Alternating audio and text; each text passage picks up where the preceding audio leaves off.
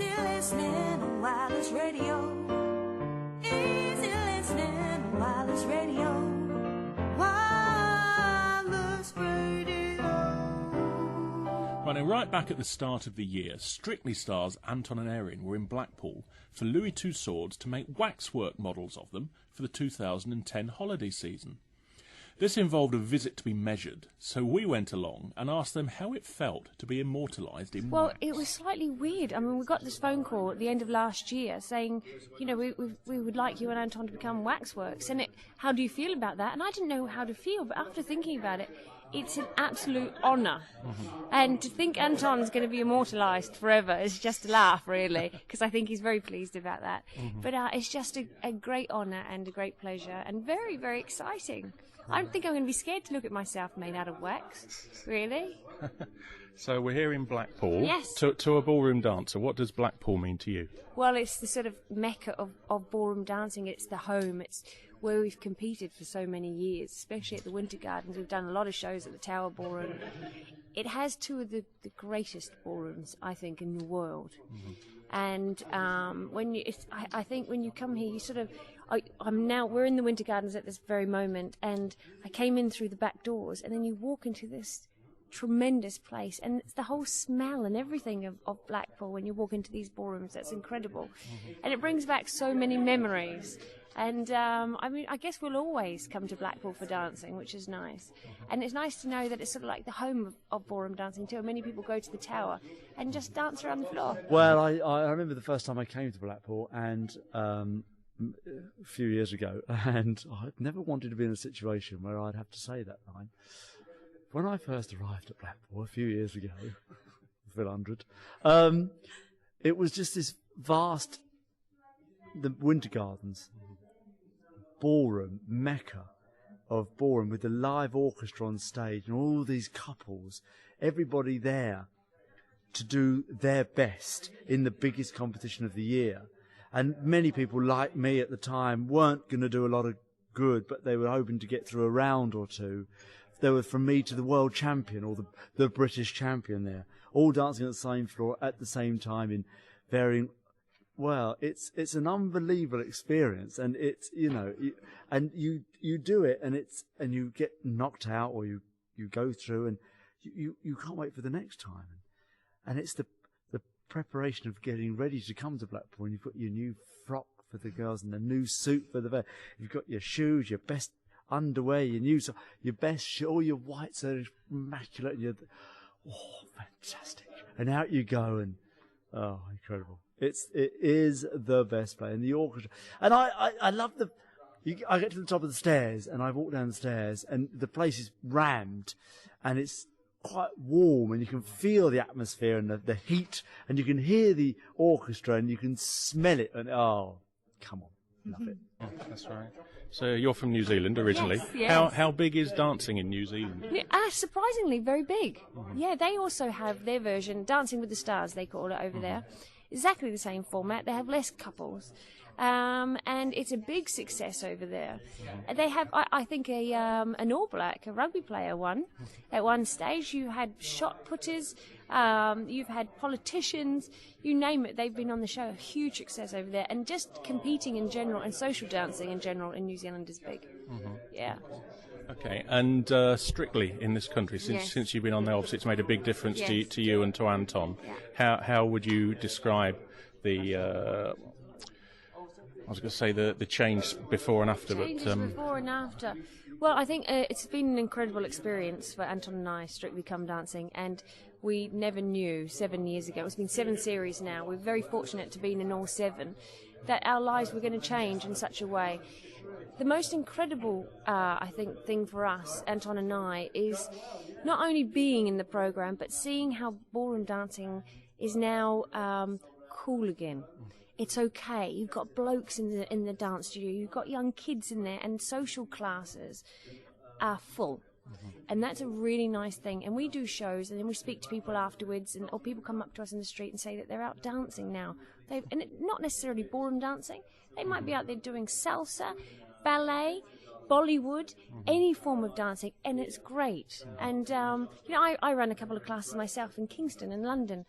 And I've got men in there. And in one class, I've got more men than ladies, which is an incredible thing. And it's really good to see. Nice feeling, actually, a nice feeling. We've noticed talking to people, certainly in Lancashire, it's a traditional sort of area. A lot of people still are a little bit anti. They think it's girly, it's this, it's that, it's the other. What would you say to a man who was now thinking, do I really want to do this or not? I'd say go along and give it a go. Because I believe once you get into the studio, you probably won't leave. Because it is, I mean, there's lots of ladies in there for a start. It's a really good social place to go as well and meet people. It's a new form, a new skill to learn. But you'll also see it's not girly. It's actually quite cool to dance. And a lady does love a man who can just sort of pick her up and glide her around the floor. And it's a good fitness thing as well, and good well-being, because I think you mentally have to think and physically have to work, but you enjoy it at the same time. The competitive side of ballroom dancing, when I was growing up, when I was young, just started, was something that attracted me because I'm a very sporty child, and I'm very sporty now, really. And so that was quite important for me.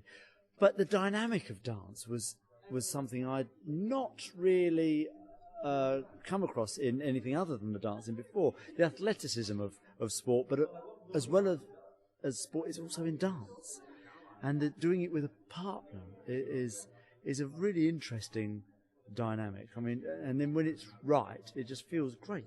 And you want to go on, and looks fabulous, we hope, and then you want to move on. You want to try a bit more and a little bit more after that. So that's the most exciting thing for me, really. And that's good to hear, because especially up here in Lancashire, there's still a little bit of, the blokes don't want to dance. Yeah, I can never understand that. I've never understood that, even when I was growing up, because you're doing it with girls, and it's nothing like. I don't understand what it is about it that they can't. I mean, you don't have to wear sequins. It's not compulsory, and only when you're out performing or competing would you have to put anything that's vaguely sparkly on if you feel necessary. But it's really the mechanics of what you're doing which is so interesting. So if somebody learns to dance and they take hold of their partner, wife, or boyfriend, and they start dancing and learning just a basic waltz, well, the achievement of pulling that off is incredible, really. And I see people who have no desire to dance at all suddenly do dance, pull a little thing off like a chain step up and down the floor, forward side together, back side together. And it's this a sense of achievement that has nothing to do with their earlier inhibitions or preconceptions. And it's really interesting. And it's very good exercise as well, isn't it? Well, it is. I mean, yeah, to go out for an evening and dance and just... Because the great thing about it is you don't have to do it with the same partner all night. You can do it with... If you're at a general sort of social evening, you can dance with other people. And that is also the easiest way to improve. And, of course, it's great. It's great exercise. Keeps the mind active, keeps the brain active, interacting with other people, getting involved. What more could you... How did you actually get into dancing yourself? Well, I was 3 when I got into dancing, only as a hobby. And my parents were dancers. I tried many things. In New Zealand, we're very sporty people, and I did dance and swimming, and I did gymnastics and all that. And dancing sort of came out on top. I just did it as a hobby until I was 15, sort of once a week, at a little dance class. And then I went to Australia, and I saw this competition over there, and it opened my eyes. I sort of had no idea that there was another world, competitive, a big world. And that was it for me. I was hooked. So I went back and trained every day, became New Zealand champion, moved to Australia for a short time, then came to London and to just further my career. And there I met Anton, and that was 13 years ago. So we've been together for 13 years and had a wonderful career, dancing all over the world and just going through many experiences together. And it's a really nice thing. Mm-hmm. And is it fun? Do you still enjoy it? Do you know, I wake up every day and I smile because I'm going to work and I'm doing something that I thoroughly enjoy. And I feel I'm one of the luckiest people on this earth, really, because a lot of people don't like going to work. Mm-hmm. Well, actually, I love going to work. It's not a chore for me. Mm-hmm. It's never a chore. It is always a pleasure. And I get so much enjoyment out of it. And the nice thing is now I see other people getting enjoyment out of it. So, it's... never ever hard work. So you obviously still love what you do. I'm lucky. I love it. I can't, and I'm in a position now, fortunately, where I get to do lots of other lovely things as well. I mean, today, for example, is a wonderful honour, actually, to be able to be asked to do this. And through dance, I get to do, many varied things as well.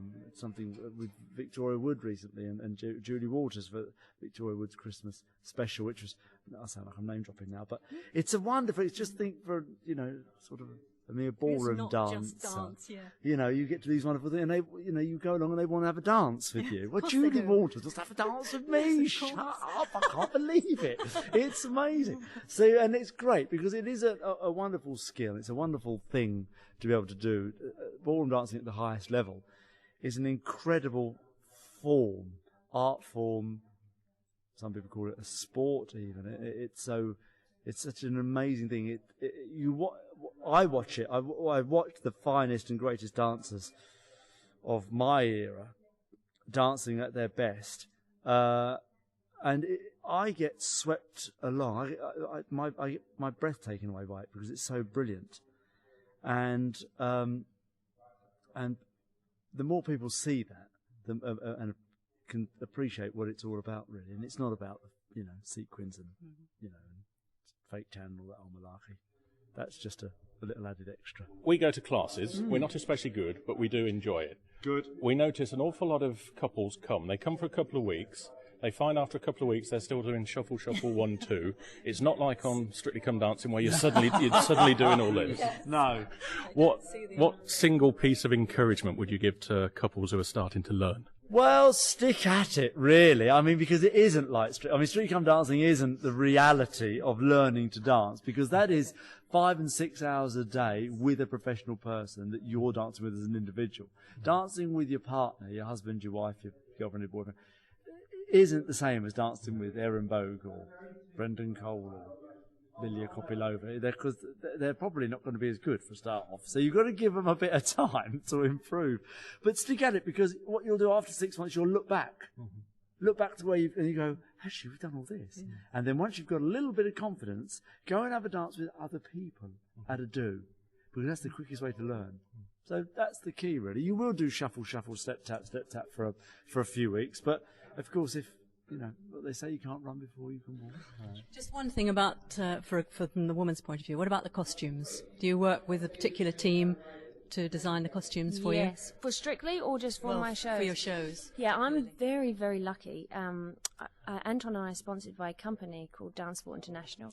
They make all my costumes for Strictly Come Dancing and our shows. And yes, I do work very closely with them. Occasionally in Strictly, their designer gets there before me, and they'll hand me an outfit that's about the size of a handkerchief and say, here you go, this is what you're wearing for your salsa. Well, where's the dress? I mean, But most of them, 99% of them, are beautiful. The ones that I've got for stepping out are incredible. And lots of different colours, lots of different designs, and they all fit like a glove. And I'm very lucky, I can wear them every day. And yes, I do have a wardrobe at home that is absolutely full of ballroom dresses. And the best thing is, when I get sick of them, I hand them back and they give me more, which is very nice. So, I'm very lucky in that sense.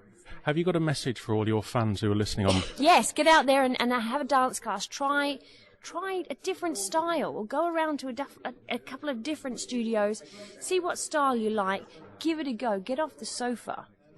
And just give it. If you don't like it, hey, fair enough. But I think you'll find you probably will. Most people love it. And, it can't be that bad because it's good for you.